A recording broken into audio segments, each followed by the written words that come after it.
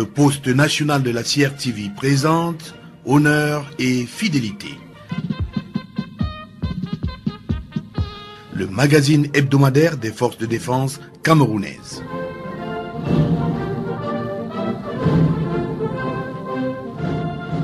Mesdames et messieurs, bonjour, bon après-midi. Merci de nous faire honneur par votre fidélité à ce rendez-vous hebdomadaire des hommes et des femmes d'action, unis pour la vie, unis pour la patrie, dans les grandeurs comme dans les servitudes.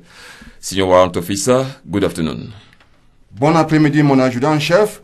Good afternoon, ladies and gentlemen. It is always a pleasure having you tuned to the weekly bilingual magazine of the Defense Forces, Honneur et Fidélité, broadcast over the CRTV national radio station every Saturday from 2 p.m. to 2:55 p.m. Campagne de tir aux armes lourdes à Fossan, c'est dans les environs de Fumbot, sortie du 19e diplôme d'état-major, réunion de commandement au Corps national de sapeurs-pompiers et bilan 2013 des accidents sur nos routes. Voici pour le titre. Focus on the program today will be on the shooting campaign that took place last Thursday at the Fossan shooting range in Fumbot, the graduation of training officers from the Yaoundé Command and Staff College, the graduation of student gendarmes from gendarmerie training centers, and the balance sheet on the road safety campaign during 2013 and the way forward for 2014. Pour le service de ce programme, il y a dans ce studio et autour de ce plateau le lieutenant-colonel Didier Badjek, Capitaine Martha Ewame Médan, le maréchal des logis-chefs Emmanuel Tatawolowa, le second maître Estelle Gisèle Yonke et le gendarme-major Achille Junior Ndjoksieleye. Comme invité, nous avons le lieutenant-colonel Tchinda Mbozike Henri, point focal de la campagne surveillance, contrôle et répression des infractions à la circulation routière à la gendarmerie nationale. Prise de son, sergent Bellinga, Samuel Briand, sergent Ndjengjana Paul Salvador. À ce microphone de présentation, Senior Warrant Officer Michael Kwe. Et moi, l'adjudant-chef Frédéric Massogi. Retrouvons-nous après la ponctuation musicale.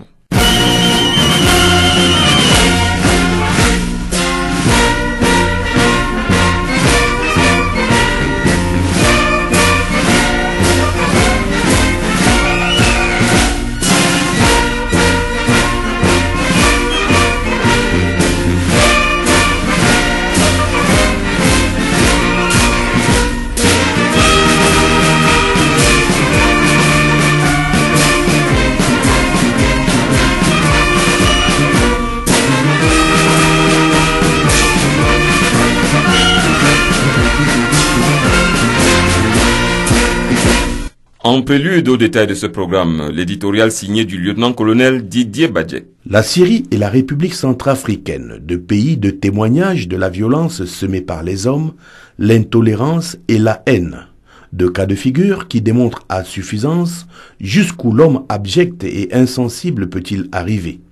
Les corps inanimés d'enfants qui n'ont rien fait, jonchant les pavés, emprisonnés dans les gravats, le sang d'innocentes mères ruisselant dans les rigoles semble être l'énergie renouvelable infernale de la machine à tuer.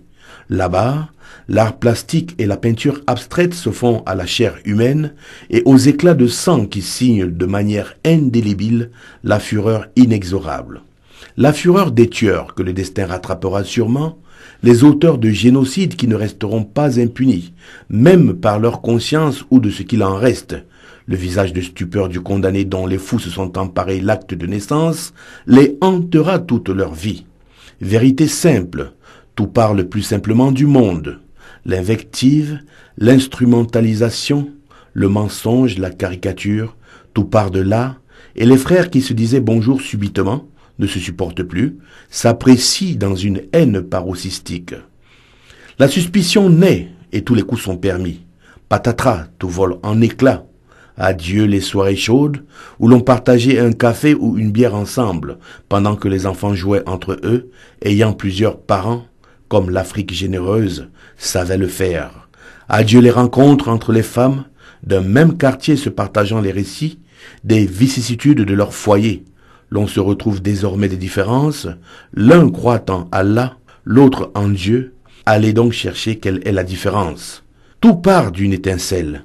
Mais les conséquences sont incommensurables. Qui allume l'étincelle?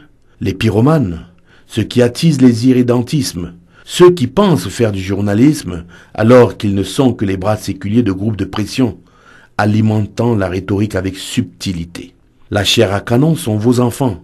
En ce qui concerne leurs enfants, ils sont souvent bien cachés poursuivant leurs études pendant que les vôtres vont à la bagarre. Ne vous faites pas plier. Qu'ils viennent combattre eux-mêmes, comme à la guerre, principe chevaleresque, le chef devant, les hommes derrière. Le Rwanda pense toujours ses plaies jusqu'aujourd'hui. Les images intenables de crânes superposés et exposés comme les trophées de la bêtise. L'on sait toujours quand la guerre commence, mais l'on ne sait pas quand elle s'arrête. La communication a un très grand rôle à jouer dans la pédagogie populaire. Prenons-en conscience et tournons nos langues plusieurs fois avant de parler. Lisons et relisons nos productions. La paix a un prix inestimable.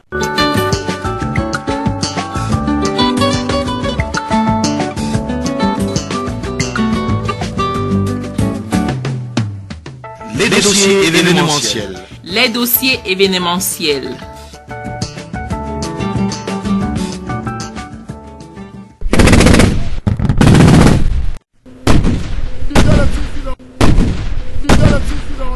Encore bonjour.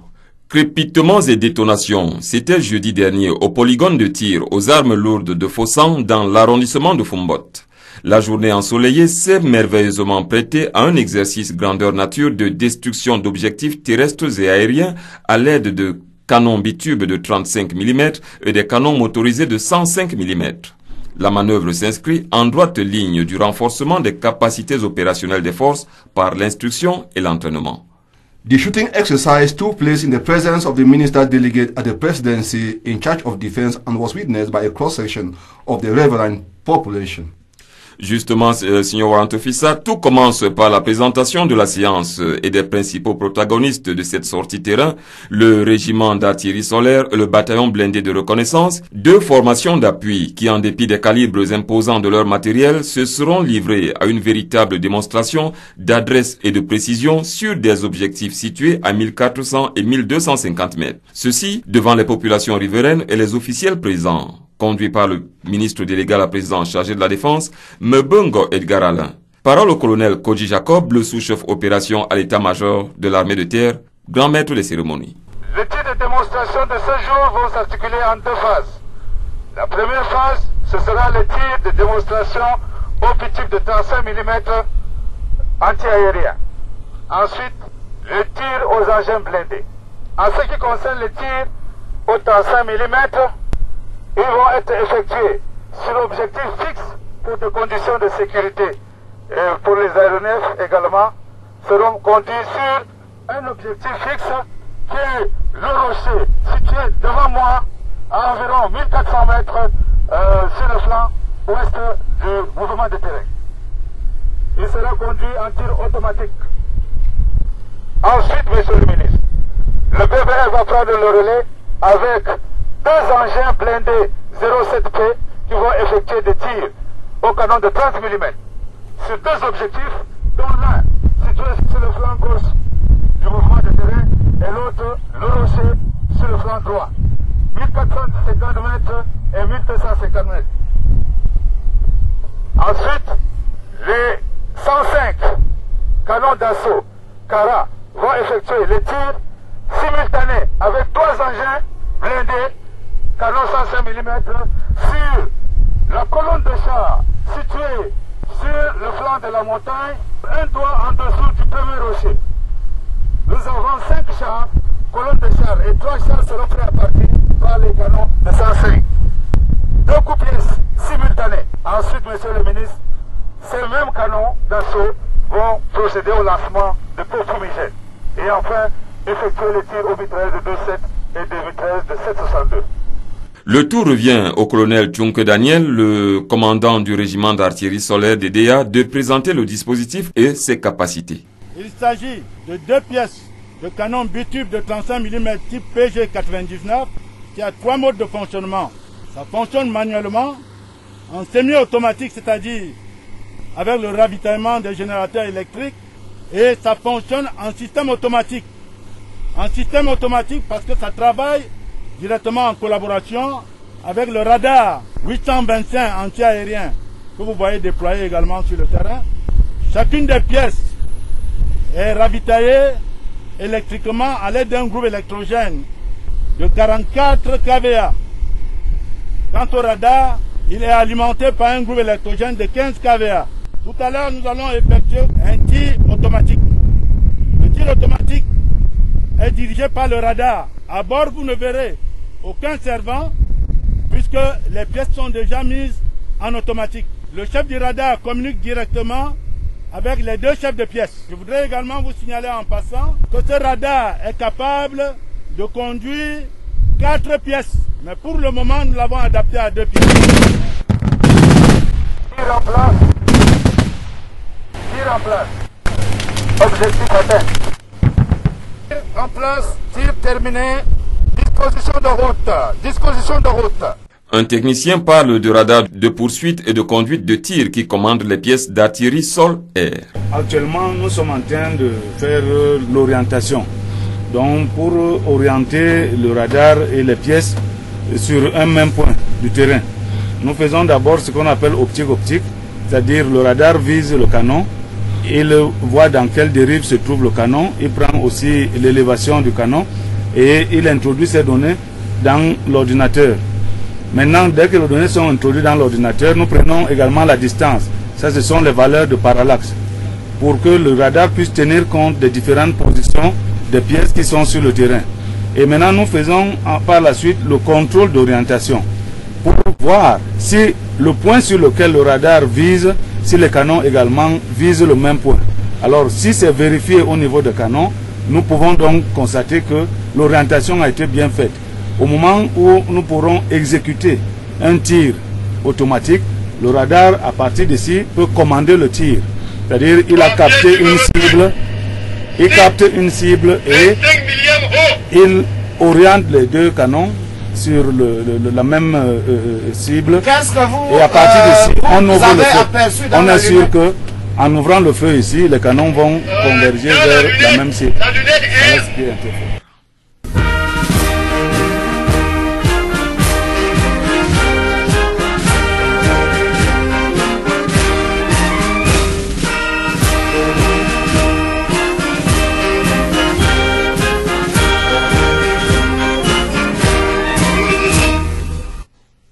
À la suite du régiment d'artillerie solaire qui a réussi tous ses coups, voici le bataillon blindé de reconnaissance avec ses blindés sur roues armés de mitrailleuses de calibre 12,7 et de canons de 105 motorisés. Présentation par le lieutenant-colonel Dieudonné Mbarga Tangana comme BBR. Les actions de blindés tournent autour du triptyque investigation, harcèlement et destruction. Et c'est ce que nous allons voir tout de suite. Dans le branle-bas de combat, vous allez d'abord voir sortir l'escadron porté et pour la démonstration, nous avons fait venir 207 P 30 mm 6x6 qui vont se déployer ici tout de suite. Ce sera dans le cadre de l'investigation et du harcèlement. C'est un engin moderne, très bien conçu, qui nous permet de faire 2 types d'investigations, à savoir les investigations légères avec les 12,7 et 7,62 et les investigations lourdes avec les canons de 30 mm. Nous aurons donc face à nous midi 1450, midi 1200, 2 objectifs, un Romeo à 1450 et un Charlie à 1200. Ces objectifs seront systématiquement détruits tout de suite avec le 07P. C'est ce que nous allons voir. Bravo Roméo, prends le bas de combat, prends le bas de combat. Jusqu'au niveau du découvert, défilement de tir.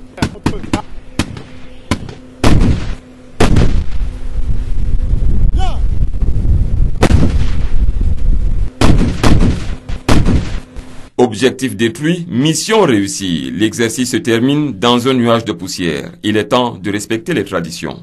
Excellence, avec votre permission et dans la tradition des cavaliers et des canonniers, le premier coup de feu parti d'un char peut être fêté et vous êtes invités très respectueusement à partager ce pot avec ces canonniers dans leur bivouac, ce qui vous permettra également, Excellence, de voir les conditions d'hébergement en campagne. Merci, Monsieur le ministre. Lors de sa descente dans le bivouac des artilleurs et cavaliers, le ministre délégué à la présidence chargé de la défense a galvanisé les troupes. Officiers, sous-officiers et militaires du rang du bataillon blindé de reconnaissance, en compagnie de la plus haute hiérarchie militaire, je viens d'assister à quelque chose d'exceptionnel. Je voudrais saisir cette occasion pour vous transmettre les félicitations, l'appréciation et les encouragements de Monsieur le Président de la République, chef des armées, son Excellence Paul Biya.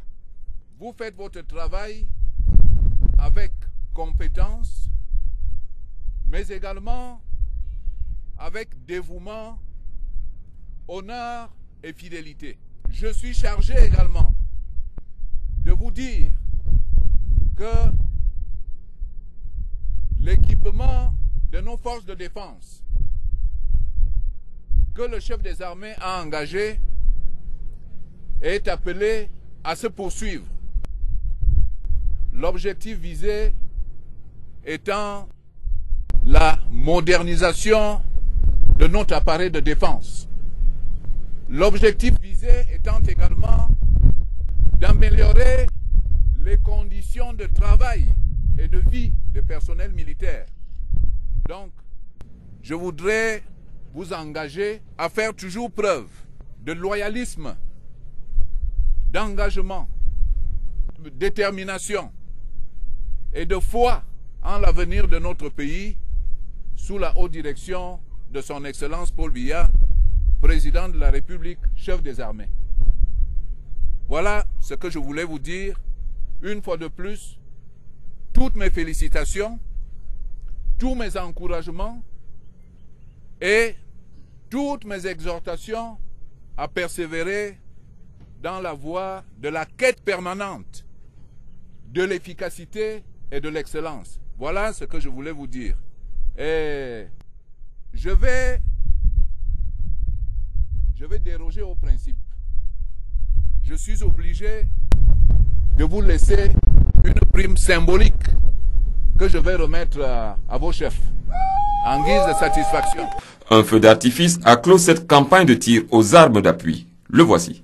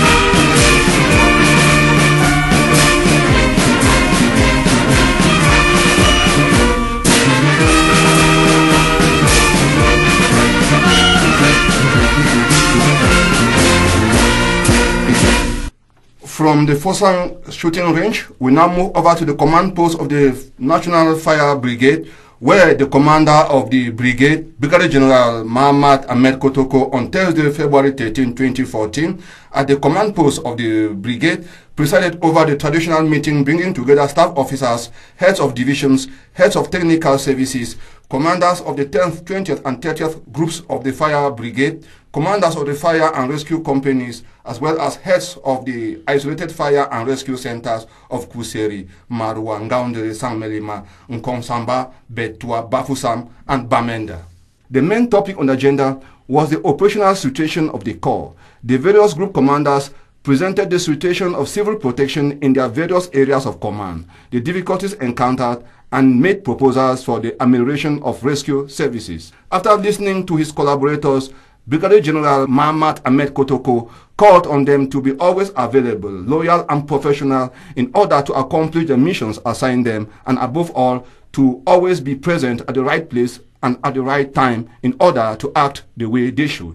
À propos de cette réunion de commandement qui s'est tenue jeudi dernier à l'état-major du Corps national de sapeurs-pompiers, nous sommes allés à la rencontre du général de brigade Mahamat Ahmed Kotoko, le commandant du corps, qui revient sur l'ordre du jour de la dite rencontre ainsi que sur les perspectives du corps pour l'année en cours. Je remercie sincèrement la division de la communication du ministère de la Défense qui vient vers nous pour savoir qu'est-ce qu'il en est de la réunion de commandement tenue hier. En fait, la réunion de commandement qui a eu lieu hier au sein de l'état-major du Corps national de sapeurs-pompiers a été tenue pour le compte du premier trimestre 2014. Y prenaient part, outre les officiers de l'état-major du Corps national de sapeurs-pompiers, tous les commandants des groupements territoriaux et le commandant du Centre national d'instruction, les chefs de centre isolés de Kuseri, Marwa, Garoua, Ngaoundéré, Bertoua, Sangmelima, Bonabéry, Nkonsamba, Bamenda et Bafoussam. L'unique point à l'ordre du jour de cette réunion s'est rapporté exclusivement à la situation opérationnelle du corps à travers les différents exposés des commandants de groupement de sapeurs-pompiers qui ont eu à présenter la situation de la protection civile de leur zone de responsabilité. Ils ont eu aussi la possibilité de dresser le bilan de leurs activités du trimestre écoulé et fait état des difficultés qu'ils rencontrent au quotidien. Enfin, ils ont suggéré quelques propositions pour l'amélioration du service de secours du Corps national de sapeurs-pompiers. Après les échanges qui ont suivi les diverses interventions, en ma qualité de chef de corps, j'ai instruit mes différents collaborateurs d'être toujours disponibles, loyaux et professionnels afin de remplir leur délicate mission sans laisser le moindre doute dans l'esprit de ceux à qui ils portent le secours. Je leur ai demandé d'être toujours au bon endroit, au moment précis et d'agir comme il faut.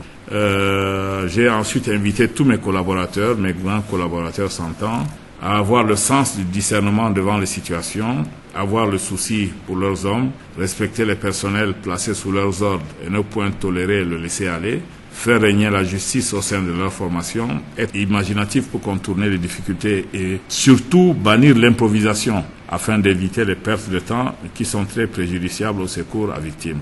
La réunion que nous tenons pratiquement tous les trimestres s'est achevée hier à 19h30. Les perspectives du corps, à l'image de l'année 2013, nous avons estimé que l'année 2014 sera aussi, je l'espère fortement, aussi importante pour la poursuite du vaste chantier de montée en puissance du Corps national de sapeurs-pompiers entrepris avec détermination par le haut commandement.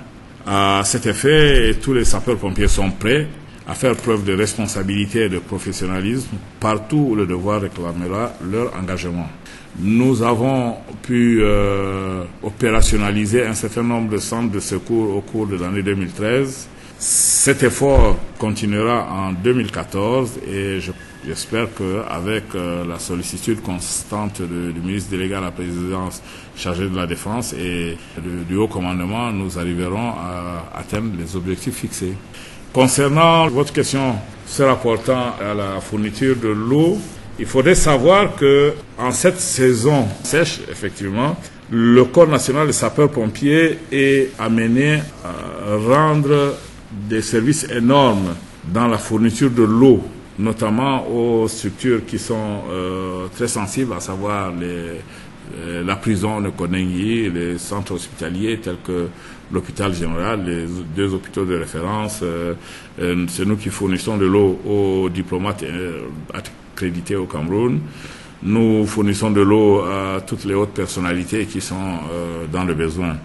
Et pour vous donner une idée de ce que nous avons pu accomplir depuis le début de l'année, le Corps national des sapeurs-pompiers a effectué 400 interventions pour fourniture d'eau.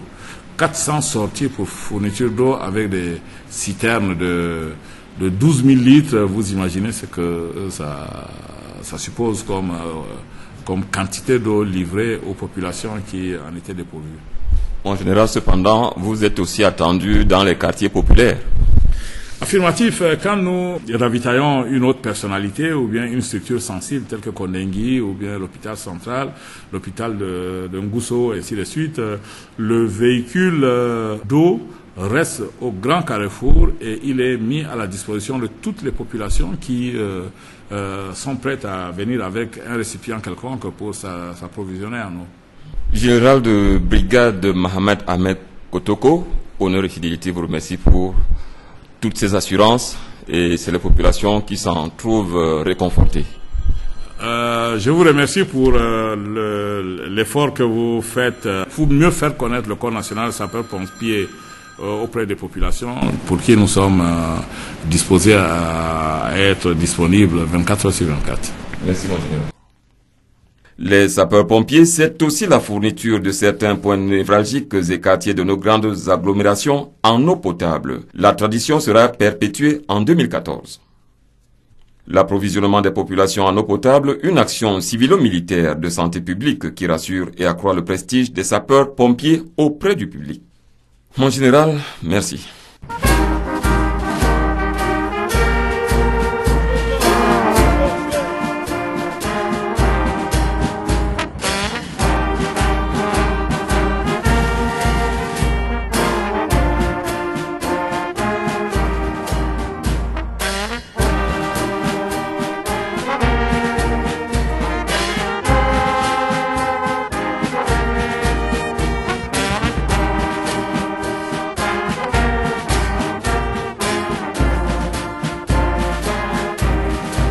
In under a month from now, the Cameroon government, in collaboration with the European Union, the African Union, the Economic Community for Central African States, will be organizing a European Union police service training, dubbed AWAI 2014. For close to a week now, at the command post of the International Academy for Security Forces, the Director General of the Academy, Brigadier General Muhammadu Hamadiko, alongside his collaborators, are putting hands on deck for a successful exercise.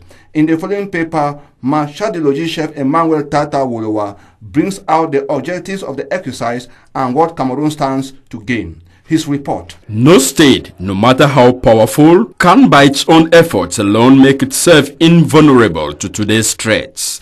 That is to say, it cannot be assumed that every state will always be able or willing to meet its responsibility to protect its own people and not to harm its neighbors. It is in this respect that the Cameroon government, in collaboration with the European Union, the African Union, the Economic Community of Central African States, will be organizing a European Union police service training at the Training Center for the International Academy for Security Forces in Hawaii, slated for the 24th of March to the 25th of April 2014.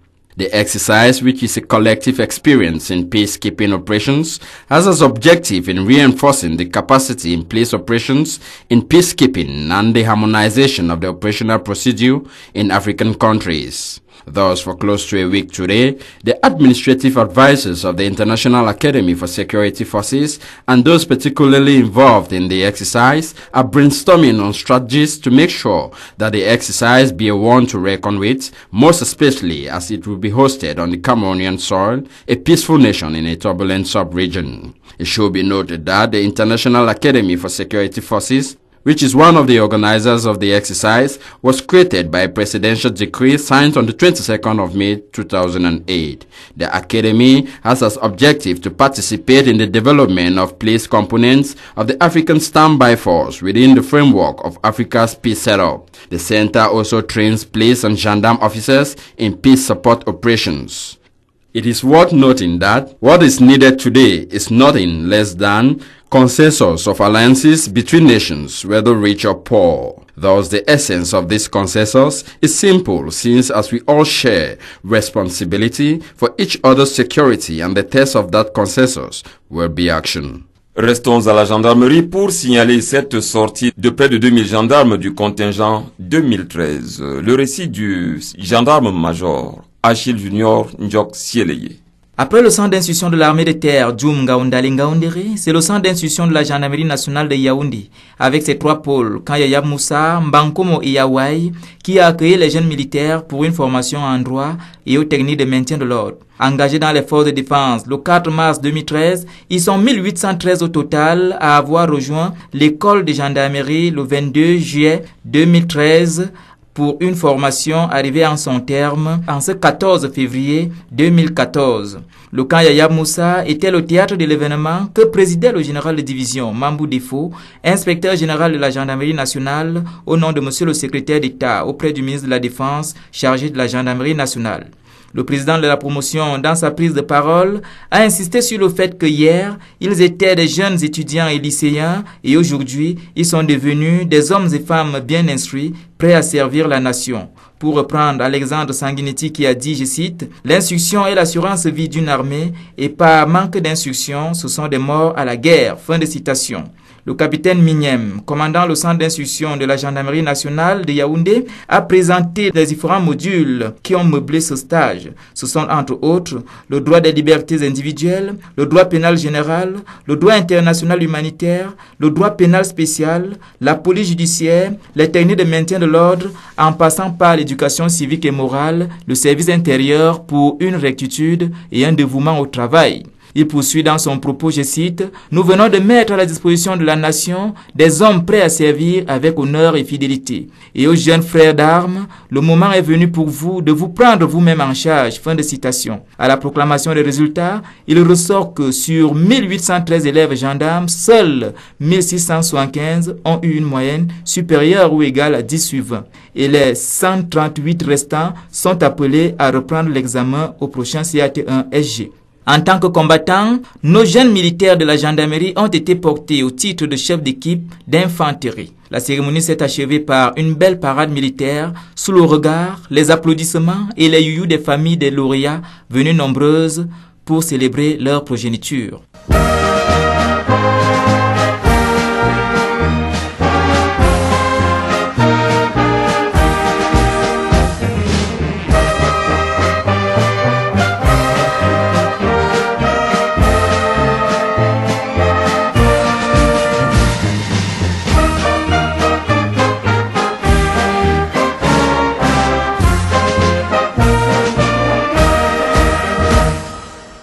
The Command and Staff College, yesterday 14th of February 2014, graduated its 19th batch of students of the Senior Officers Certificate course. Captain Ewume Medang Mata witnessed the ceremony and put together the following report. After 5 months of intense training, studies and field trips, the officers of the 19th batch of the Command and Staff Certificate received their end-of-course diplomas yesterday, February 14, 2014. The ceremony was presided over by the Secretary of State to the Minister of Defense in charge of ex-servicemen and war victims, Kumpa Issa, representing the Minister Delegate at the Presidency in charge of Defense. Speaking during the ceremony, the commander of the Command and Staff College, Lieutenant Colonel Bernard Abanda, said the 5 months training of the officers was not just to confer on them competence, but served as a reminder of the moral values that distinguish staff officers. He called on the laureates to learn to command by learning to take orders. The commander of the Command and Staff College, Lieutenant Colonel Abanda Bernard, had this to say about the course. This is a tactical training to prepare our officers for some position in the high level of our command. A visit to the rehabilitated classrooms and library of the Staff College marked the end of the ceremony. À un tour à présent à la brigade du quartier général, donc les formations poursuivent leur sortie terrain du côté de Njoré.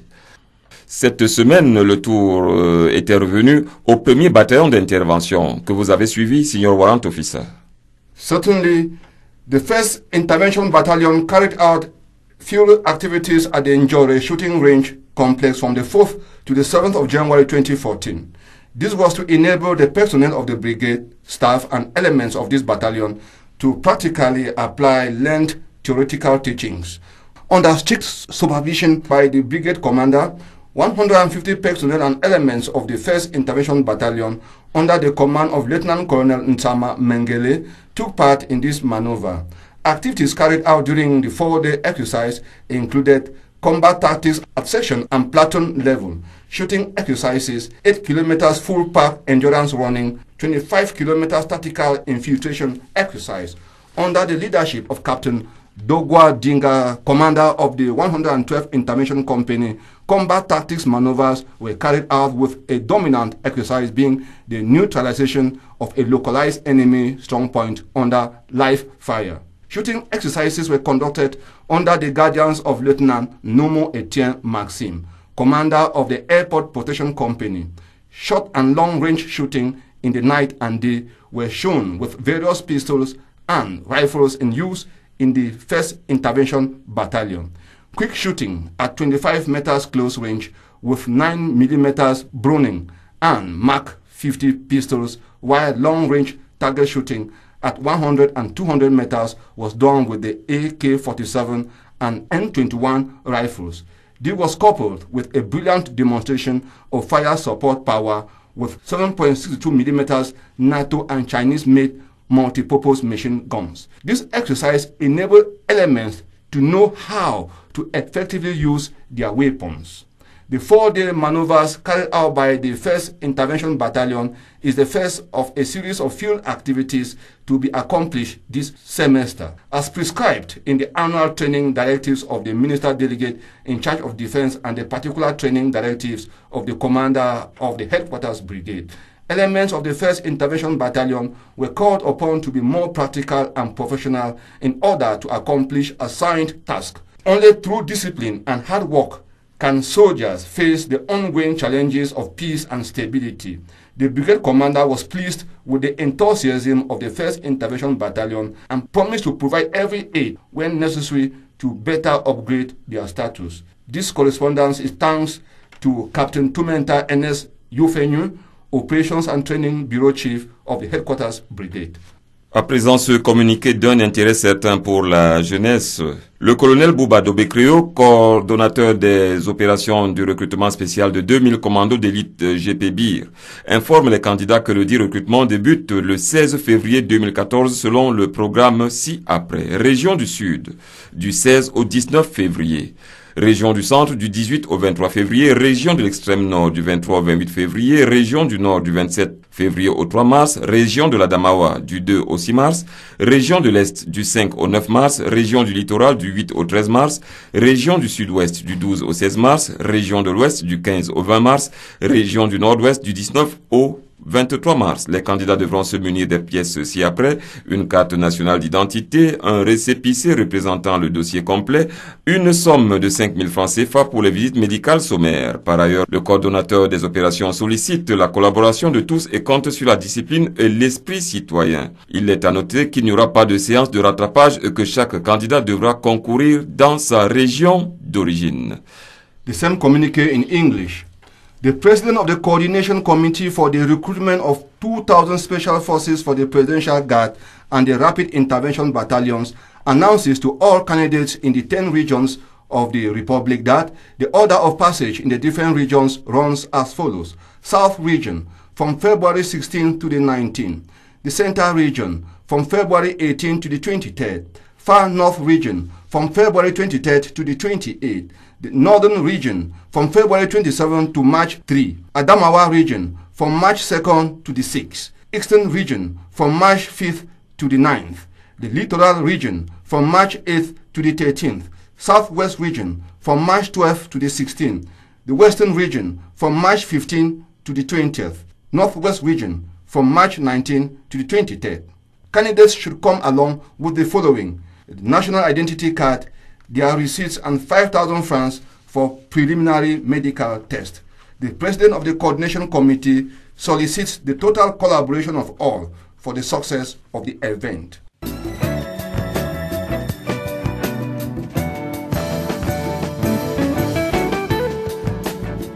Le dossier de la rédaction. Le dossier de la rédaction.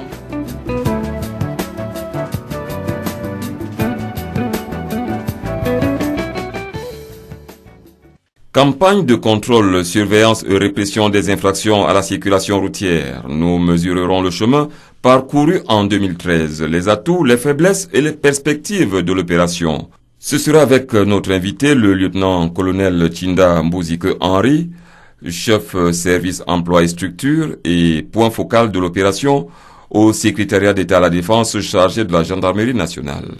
Bon après-midi, mon colonel, et merci de votre, de votre habituelle disponibilité à chacune de nos sollicitations. Bonjour, mon agent-chef. C'est pour moi toujours un honneur, n'est-ce pas, de participer à cette émission Honneur et Fidélité. Avec honneur et fidélité, mon colonel, nous allons parler des actions que la gendarmerie mène sur la route depuis bientôt 3 ans. Il s'agit de l'opération surveillance, contrôle et répression. Des infractions à la circulation. Des infractions à la circulation routière notamment. Commençons par le bilan. Quel est le nombre d'infractions enregistrées en 2013 dans le cadre de cette opération de lutte contre l'insécurité routière, opération organisée par la gendarmerie nationale sur l'ensemble du territoire national? Mon agent-chef, pour aller droit au but, il faut savoir que dans le cadre de la grande campagne de contrôle, surveillance et répression des infractions à la circulation mise sur pied depuis juin 2011, l'année passée a été particulièrement dense en activité. En effet, au cours de l'année 2013, 51 opérations ont été menées avec une sortie terrain chaque semaine de l'année. Au cours donc de ces opérations, 42 118 infractions ont été constatées au total sur l'ensemble du territoire national.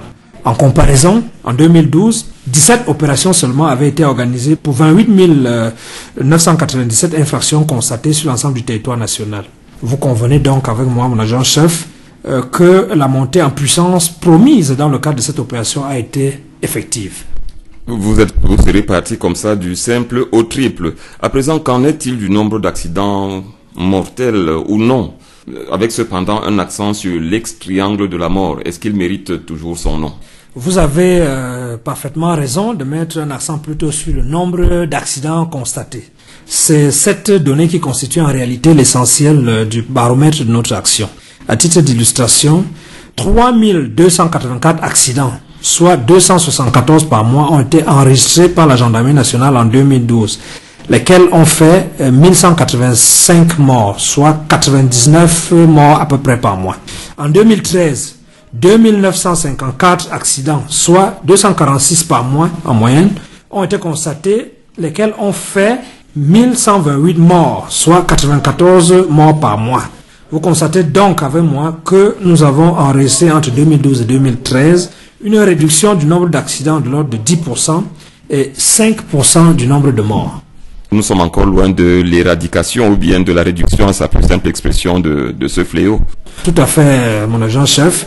Mais il faut savoir que par rapport à la situation au moment du lancement de l'opération, la baisse est davantage considérable avec 20% du nombre d'accidents et plus de 35% du nombre de morts.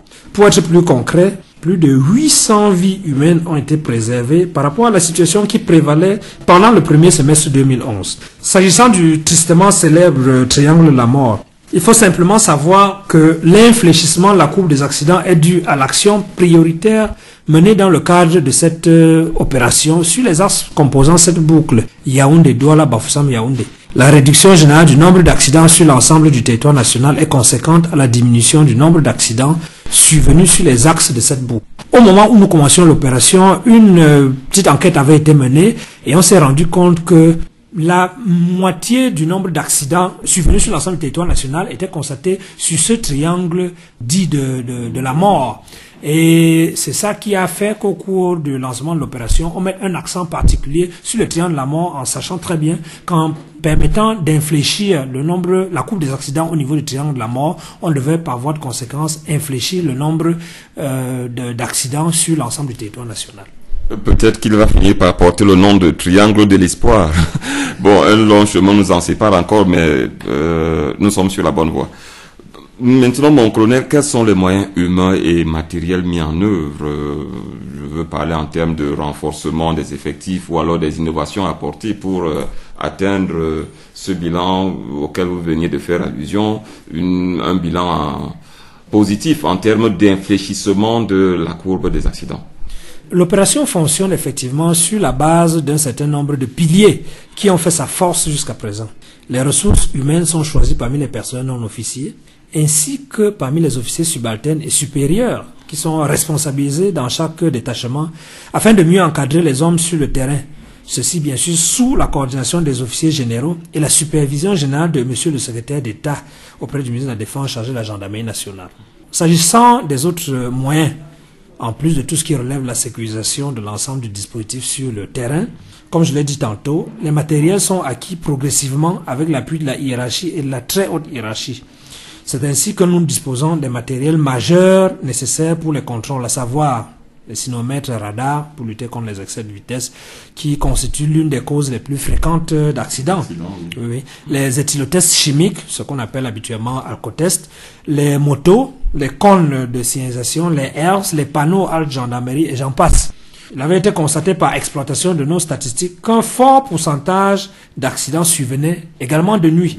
Donc, pour être plus précis, en 2013 seulement, 40% d'accidents sont survenus entre 18h et 6h. Ce sont ces données qui ont déterminé la hiérarchie à acquérir, avec l'appui de la très haute hiérarchie, n'est-ce pas, des stations d'éclairage pour permettre aux gendarmes d'effectuer des contrôles nocturnes dans des conditions de sécurité satisfaisantes, tant pour eux-mêmes que pour les usagers de la route.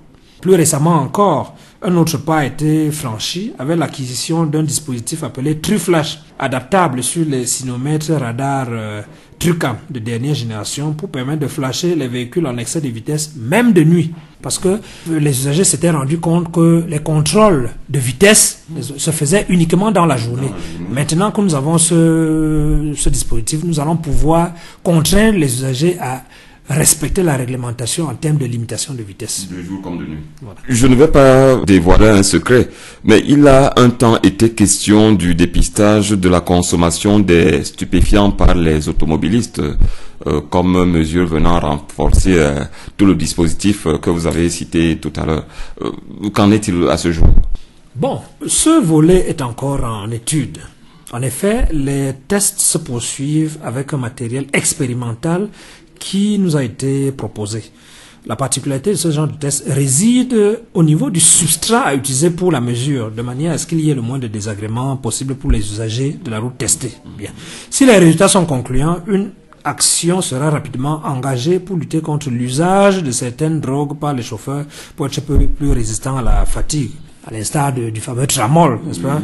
Au lieu que ces derniers se reposent simplement, ce qui a malheureusement une incidence négative sur leur vigilance au volant. Revenons-en au bilan. Vous avez parlé de 20% du nombre d'accidents en moins de 35% du nombre de morts.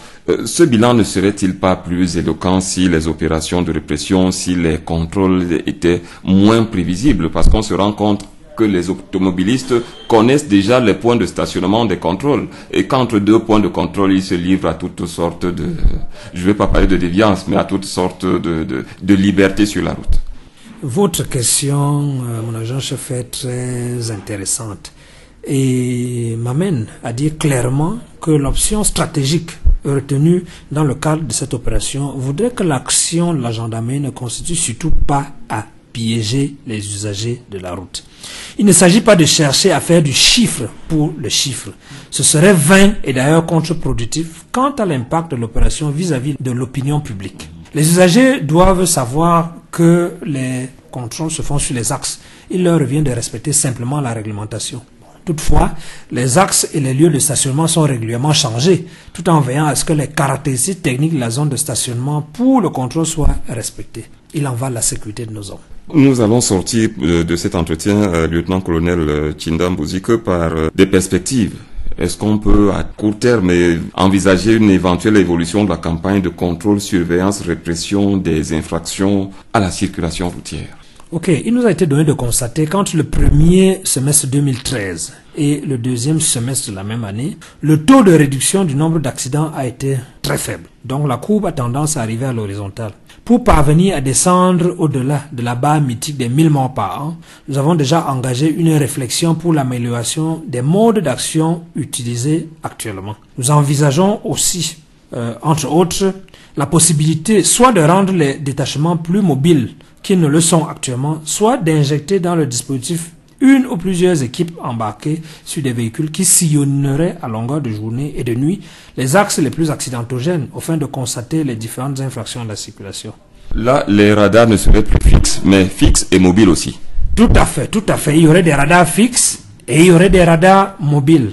En tout cas, quel que soit le mode d'action finalement retenu, les résultats déjà obtenus dans le cadre de la campagne de contrôle, surveillance et répression des infractions à la circulation nous encouragent et nous déterminent à faire davantage des efforts pour la sécurisation de nos axes routiers à travers la protection des personnes et des biens. Bon, je voudrais, comme nous sommes à la fin de cet entretien, je voudrais saisir enfin cette occasion pour inviter les usagers de la route, que nous sommes tous, à constamment faire preuve d'une conduite responsable. Notre sécurité et celle des autres usagers en dépend. Lieutenant-colonel Tindambuzike Henry, point focal de l'opération contrôle, surveillance et répression des infractions à la circulation routière. Honneur fidélité, vous remercie pour votre disponibilité. C'est moi qui vous remercie, mon adjudant-chef.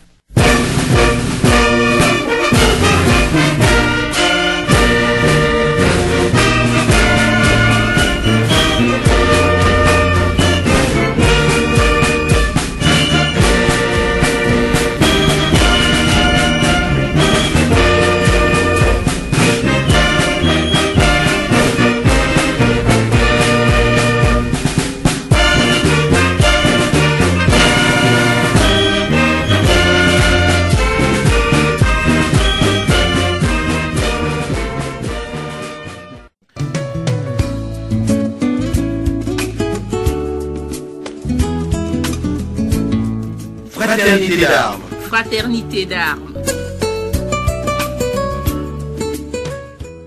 Fraternité d'armes, c'est l'instant du carnet des nouvelles à caractère familial.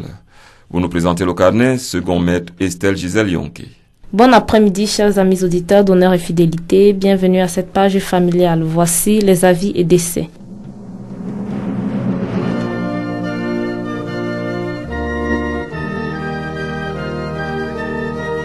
Le délégué départemental des anciens combattants et victimes de guerre du Dia-Lobo à Saint-Milima a le profond regret d'annoncer le décès de l'ancien combattant Ngo Ayo Pierre, engagé le 28 juillet 1942 dans le 1er régiment des tirailleurs camerounais de l'armée française.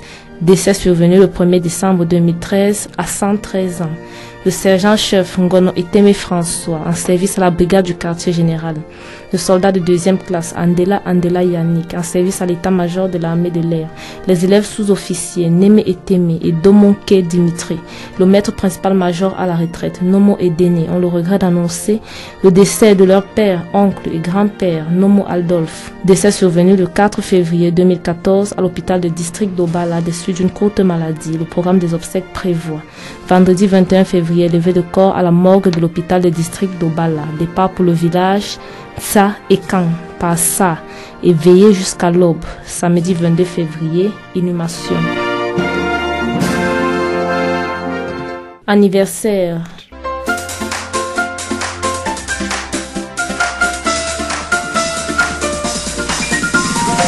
Le maître Ndembel Rodrigue, en service à la division de la sécurité militaire, a la joie d'annoncer à tous ses amis et connaissances qu'il aura un an de plus ce 16 février 2014.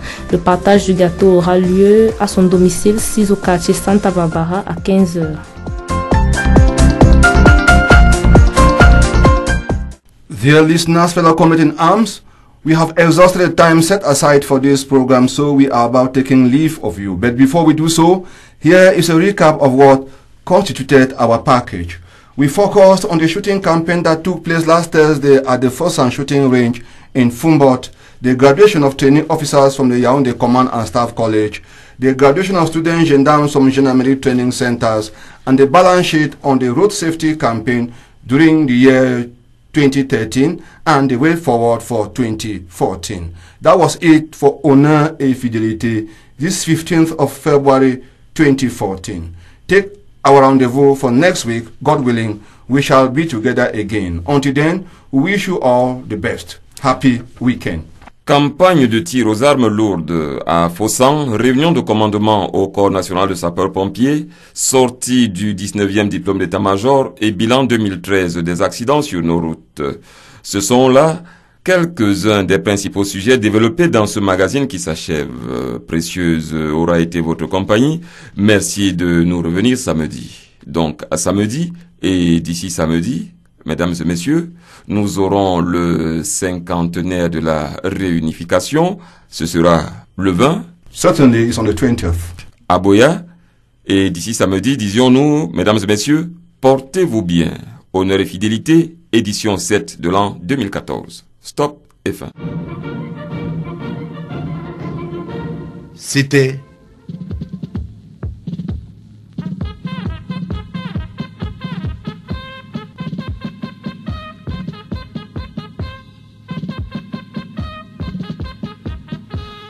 Honneur et fidélité, une émission hebdomadaire des forces de défense camerounaises.